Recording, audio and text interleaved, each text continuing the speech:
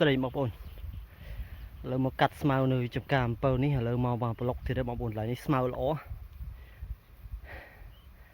ô họ đặt này là một bồn cái đầu không màu pin đó này mang lỗ một bồn bàn là lắc cây cái đầu chứ thử pan bóng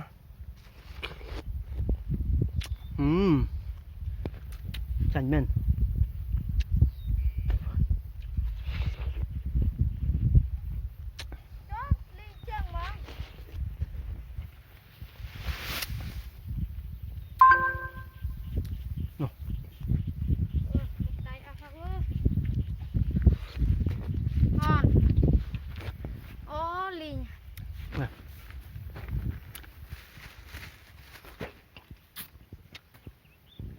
thiệt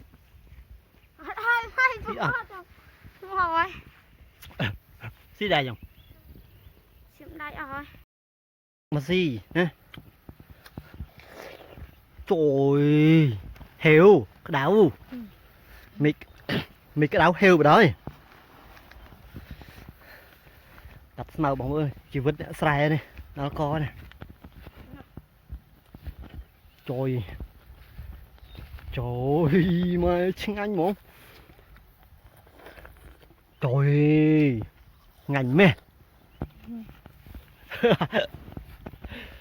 này mà muốn cắt màu lọ lọ đấy màu cắt